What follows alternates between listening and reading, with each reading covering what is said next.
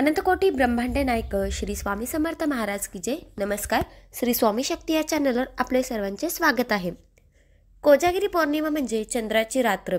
जे लोक या दिवशी रात्री 12 वाजेपर्यंत जागरण करतात आणि त्यानंतर चंद्राची पूजा करतात, सेवा करतात, आनंदाने रमतात, त्यांच्या लक्ष्मी माता प्रसन्न होते। पण लक्ष्मीच्या मोठ्या बहिणीला अक्काबाई म्हणतात आणि ही अक्काबाई कोजागरीच्या दिवशी सगळ्यांच्या घरावरून फिरत असते। कोण झोपला आहे, कोण जागरण करते हे ती पाहत असते आणि झोपलेल्या आळशी लोकांवरती रागवते आणि त्यांच्यावर वाईट दिवस आणते। पण या उलट जे जागरण करतात त्यांच्या आयुष्यामध्ये सुख, समाधान, संपत्ती, ऐश्वर्य आणते। तर सगळ्यांना कोजागरीच्या खूप खूप शुभेच्छा।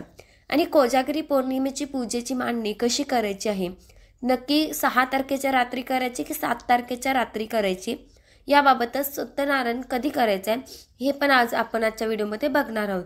आणि कोजागिरी पौर्णिमेच्या दिवशी आपल्याला कोणत्या प्रभावी सेवा करायच्या आहेत ही सगळी माहिती मी आज तुम्हाला आजच्या व्हिडिओमध्ये देणार आहे। तर सगळ्यात पहिले बघा, कोजागिरी पौर्णिमा प्रारंभ 6 ऑक्टोबर सोमवारी दुपारी 12:24 सुरू होत आहे आणि पौर्णिमा समाप्ती ही 7 तारखेला मंगळवारी सकाळी 9:18 होत आहे। तर त्यामुळे कोजागिरी पौर्णिमेची मांडणी ही 6 तारखेच्या रात्री आपल्याला 12 वाजता करायची आहे। म्हणजे कळालं बघा, तुम्हाला उद्या 6 तारखेला सोमवारचे संपूर्ण दिवस झाल्यानंतर जेव्हा रात्र होते तेव्हा रात्री 12 वाजता आपल्याला ही पूजा मांडणी करायची आहे। आणि पौर्णिमेचा सत्यनारायण हा सुद्धा आपल्याला 6 तारखेला म्हणजे उद्या संध्याकाळीच करायचा आहे, म्हणजे सोमवारी संध्याकाळी करायचं आहे। ही पूजा मांडणी आपल्याला थोडंसं आधीच 11 साडे 11 वाजता करून ठेवायचे की जेणेकरून 12 ते 12:39 हा कालावधी जो आहे कोजागिरी पूजेसाठी हा शुभ मानला जातो। म्हणून पूजा थोडी आधीच करून ठेवावी। मग रात्री 12 ते 12:39 मध्ये आपल्याला सगळ्या गोष्टींची पूजा करायची असते। मग लक्ष्मी, इंद्र, कुबेर, चंद्र यांची आपल्याला पूजा करून घ्यायची आहे। मग सेवा करायची, यासोबतच एक नैवेद्य दाखवायचा। त्या नैवेद्यामुळे आपल्याला अपमृत्यू जो आहे तो टळत असतो। नैवेद्य दाखवताना आपल्याला मंत्र सुद्धा म्हणायचा आहे। कोजागिरी पौर्णिमेला बघा, समुद्र मंथनातून माता लक्ष्मीचा जन्म झालाय। या दिवशी रात्री देवी लक्ष्मी पृथ्वीवर फिरायला येते आणि जे लोक तिला प्रसन्न करतात, सेवा करून पूजा करतात, त्यांना ती भरभरून सुख त्यांच्या आयुष्यामध्ये देते। पण या उलटच आपण झोपून राहिलो तर मी आपल्यावर वाईट दिवस नक्की येतात। म्हणून आपल्याला कोजागिरीचा हा सण अगदी आनंदाने साजरा करायचा आहे। अगदी सोपी 5 मिनिटांची पूजा मांडणी आहे। पूजा मांडणी सगळ्यात पहिले मी तुम्हाला सांगते कशी करायची। स्त्री, पुरुष, मुलं मुली कोणीही पूजा करू शकतं। घरातल्या स्त्रीला मासिक धर्म असेल तिला करता नाही, घरातल्या बाकीच्यांनी केली तरी चालेल। आणि सुतक असल्यावर अर्थात आपल्याला पूजा वगैरे करता नाही येणार।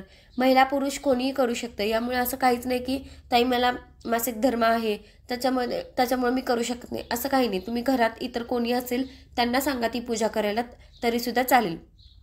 आता सगळ्यात पहिले बघा, मी तुम्हाला पूजा मांडणी कशी करायचं हे सांगते।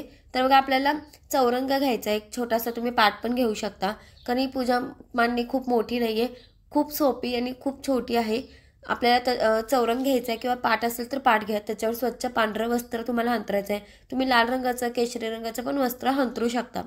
पण कोजागिरी आपण चंद्राची पूजा करतोय त्याच्यामुळे पांढरे शुभ्र वस्त्र आणि स्वच्छ तुम्ही अंथरा।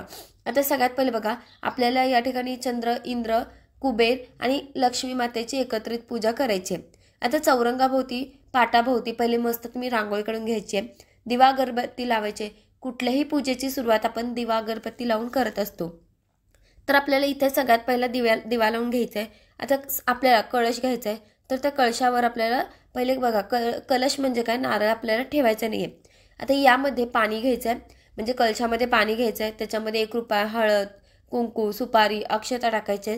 त्याच्यानंतर आपल्याला स्वस्तिक काढायचं आहे। पुढच्या दिशेला छान स्वस्तिक काढा, त्याच्यामध्ये 4 टिंबांनी बाजूला 2 रेषा, स्वस्तिक हे परिपूर्णच काढा, नुसतं स्वस्तिक चिन्ह काढू नका, त्याला आपल्याला टिंबांनी बाजूला 2 रेषा हे पण करायचे आहे। आणि 5 दिशांना वरून खालच्या दिशेने आपल्याला रेषा काढायच्या आहेत।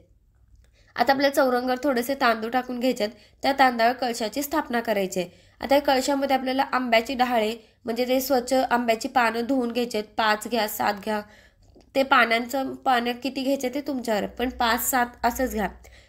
ते स्वच्छ धुवून घ्यायचे आणि ते पानं त्या कळशामध्ये आपल्याला टाकायचे।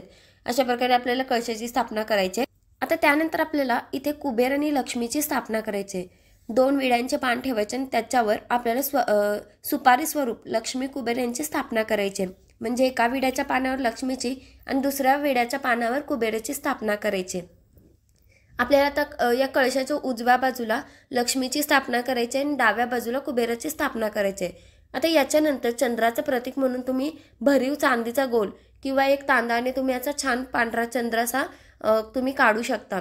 मग बघा तर तुम्ही गोलाकार छान तांदूळ ठेवले तरी सुद्धा चालेल. जर तुमच्याकडे चांदीचा कॉईन असेल किंवा तुम्ही 1 रुपया पण तुम्ही ठेवू शकता. 1 रुपया पण गोल असतो, पण पहिले तो स्वच्छ धुवून घ्या. किंवा कुठलाही कॉईन असेल तुमच्याकडे 1 रुपये, 2 रुपये, 5 रुपये तर तो पण ठेवू शकता. पण शक्य असल्यास तुम्ही चांदीचा कॉईन ठेवला तर अतिउत्तम, किंवा मग फक्त तांदूळ ठेवा. तर बघा चंद्राचं प्रतीक म्हणून आपण चांदीचा गोल किंवा तांदूळ भरीव तांदूळ आपण तांदळाचा गोल केला तरी चालेल. आता आपल्याला या सगळ्यांची पूजा करायची आहे. आता हे लक्ष्मी माते, मी तुला हळदी कुंकू अक्षता अर्पण करत आहे असं म्हणून आपण लक्ष्मी मातेला आपल्याला फूल अर्पण करायचं आहे. अक्षता, हळद, कुंकू अर्पण करायचं आहे. त्यानंतर कुबेर देवतांना, हे कुबेर देवता मी तुम्हाला हळद कुंकू अक्षता अर्पण करत आहे. त्यानंतर एक फूल अर्पण करायचं आहे. कळशाला पण आपल्याला हळद कुंकू अक्षता फूल अर्पण करायचं आहे. त्यानंतर चंद्रदेवाला पण आपल्याला हळद कुंकू अक्षता अर्पण आणि एक फूल अर्पण करायचं आहे. या सगळ्या गोष्टींना आपल्याला दिव्याने ओवाळून घ्यायचं आहे.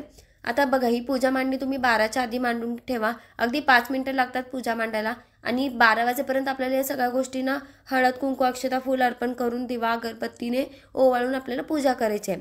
आणि आपल्याला नैवेद्य आपल्याला दुधाचं दाखवायचं आहे. तर आपल्याला इथे पाण्याचं भरीव चौकोन काढायचं आहे आणि तिथे आपल्याला दूध ठेवायचं आहे. मग तुम्ही दूध बघा, दूध तुम्ही या दिवशी तुम्ही जास्तीत जास्त उकळायचं, कारण आपण या दिवशी चंद्राच्या प्रकाशाखाली दूध ठेवत असतो. तर पहिले तुम्हाला बघा हे दूध इथे ठेवायचं आहे, म्हणजे आपल्याला जी पूजा मांडणार आहोत तिथे पूजा आपल्याला दूध ठेवायचं आहे. याभोवती पाणी फिरवायचं आहे. याच्यानंतर हे जे दूध आहे हे चंद्रप्रकाशामध्ये ठेवून चंद्राची थोडीफार किरणे यामध्ये पडू द्यायची आहेत आणि त्यानंतर प्रसाद रूपी आपण अमृत हे आपल्याला प्यायचं आहे. कोजागरी पौर्णिमेला आपण दुधाचं नैवेद्य दाखवत असतो, ते अमृत मानलं गेलं आहे आणि यामध्ये तुम्ही ड्रायफ्रुट्स वगैरे, केशर वगैरे टाकून तुम्ही करू शकता. पण दुधाच्या नैवेद्याला खूप महत्त्वाचं आहे. काही नसेल तरी चालेल, पण दूध हे आपल्याला लागणारच आहे उद्याच्या दिवशी. तर ठीक आहे, अगदी सोपी पूजा मांडणी आहे, नक्की करा. आता बघा या पूजेबद्दल माहिती आहे थोडीफार, ती मी तुम्हाला वाचून दाखवते. तर बघा शरणाची रात्र, चंद्राची रात्र सर्वांना आनंद देते. आश्विन शुक्ल पौर्णिमा म्हणजे कोजागिरी पौर्णिमा अर्थात शरद पौर्णिमा असते. तर या रात्री शरदच्या चांदण्यामध्ये जे लोक आनंदात रमत खेळत जागरण करतात त्यांच्यावर देवी प्रसन्न होते आणि जे लोक झोपून राहतात, सेवा करत नाहीत, त्यांच्यावर लक्ष्मी रागवते आणि मग आपल्यावर वाईट दिवस येतात. तर भगवान इंद्र, लक्ष्मी, चंद्र, कुबेर यांची वर्षातून सेवा करण्याची ही एकमेव वेळ असते. त्यानंतर पूजा मांडणी तर मी तुम्हाला दाखवली आहे. 12-12:30च्या पूजेच्या पाठासमोर दुधाचे भांडे ठेवून चारही देवांची हळद कुंकू, पांढरी फुले, अक्षता, अष्टगंध वाहून पूजा करायचे. दुपारीच तुळशीपत्र तोडून ठेवायचे. त्यानंतर त्यात एक तुळशीपत्र टाकायचं आहे, नैवेद्य दाखवायचा आणि प्रार्थना करायची. ऋणोग दारिद्र्यम अपमृत्यू भय शोक मनस्ताम नाशयंतु मम सर्वदा. दुधाचं नैवेद्य फक्त घरातल्या व्यक्तींनीच घ्यायचं आहे. 12 ते 12:30 या काळामध्ये धन लक्ष्मी प्राप्तीची सेवा करायची आहे. आता सेवा काय करायची तर ते मी तुम्हाला सांगते. आता सेवा बघा, श्री स्वामी समर्थ या मंत्राचा 11 माळी जप करायचा आहे. श्री लक्ष्मी गायत्री मंत्र या विष्णू गायत्री मंत्र, कुबेर मंत्र प्रत्येकी 1-1 माळ जप करायचा आहे. तसंच एक वेळा तुम्हाला श्रीसूक्त म्हणायचं आहे, एक वेळा व्यंकटेश स्तोत्र म्हणायचं आहे आणि गीतेचा 15वा अध्याय वाचायचा आहे. अगदी छोटी सेवा आहे. 12 ते 12:39 मध्ये सेवा अगदी आरामात होऊन जाईल. आणि बघा अतिशय महत्त्वाची म्हणजे लक्ष्मी प्राप्तीची सेवा आहे. आपण म्हणतो ना ताई कर्ज झालंय, हे झालंय, ते झाले, पैसे अडकलेत, मिळत नाहीयेत, मग आपण अशा पूजा ज्या आहेत त्या अमुक एक दिवशी करत नाही, या करायला पाहिजेत. यामुळे आपल्या खूप समस्या सुटत असतात, अनेक संकटापासून आपला बचाव होत असतो. देवी महालक्ष्मी ही कृपाळ आहे, ती हितकरणी आहे. पण या देवीची मोठी बहीण मात्र संकट आणते, त्रास देते, कटकटी निर्माण करते.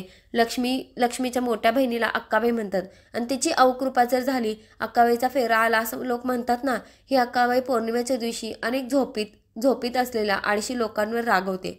पण जे जागरण करतात त्यांच्या आयुष्यामध्ये सुख, समाधान, संपत्ती आणते. कोण जागतं यावरूनच कोजागिरी पौर्णिमेला कोजागिरी नाव सापडलंय. को जागरते म्हणजे काय, कोण जागतं. याच पौर्णिमेच्या रात्री देवांचा राजा इंद्रही पृथ्वीवर फिरत असतो आणि पूजा कोण कोण करत आहे किंवा नाही करत आहे हे तो बघत असतो. तर त्यामुळे कोजागिरी पौर्णिमेला झोपू नका. लहान मुलं, घरातले म्हातारे लोक वगैरे आपण त्यांचं समजू शकतो, कारण पण माझ्यासारखे जे लोक आहेत तर आपलं डेली रुटीन असतं आणि त्याच्यामुळे आपल्याला एखाद दिवशी वाटतं की नाही झोप म्हणजे, आणि झोप लागून पण जाते. पण प्लीज असं करू नका. आपण आपल्या घरासाठी इतकं झटत असतो, मग हा पण एक त्यातलाच भाग आहे.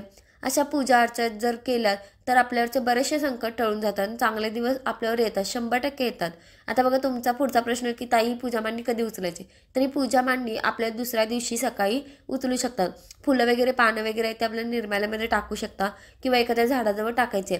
त्यानंतर दुसरी गोष्ट म्हणजे उरलेलं पाणी, हे कळशातलं जे पाणी आहे ते आपल्याला झाडांना टाकायचं आहे. नैवेद्य आपल्याला प्रसाद म्हणून खायचा आहे. तांदूळ आपल्या धान्यामध्ये टाकायचे, ठीक आहे. आणि 1 रुपया सुपारी जे आपण वापरले आहे ते तुम्ही सांभाळून ठेवा. आता पुढे लक्ष्मीपूजन आहे, धनत्रयोदशी आहे, त्यावेळेस पूजांना आपल्याला ह्या सुपारी वापरायच्या आहेत. किंवा तुम्ही 1 रुपया तुम्ही तुमच्या तिजोरीत ठेवा, देवाऱ्यामध्ये ठेवला तरी सुद्धा चालेल. आणि बघा, पूजा अगदी सोप्या प्रकारे आपल्याला ही पूजा मांडणी करायची आहे. तुम्ही नक्की कराल अशी मी अपेक्षा करते. तर आजच्यासाठी इतकंच. झालेली स्वामी महाराजांच्या चरणी रुजू करते आणि आजचा व्हिडिओ मी इथंच थांबवते. जर व्हिडिओ आवडला असेल तर व्हिडिओला लाईक करा, चॅनलवर नवीन असाल तर चॅनलला सबस्क्राईब करा, व्हिडिओ शेअर करा. तोपर्यंत श्री स्वामी समर्थ.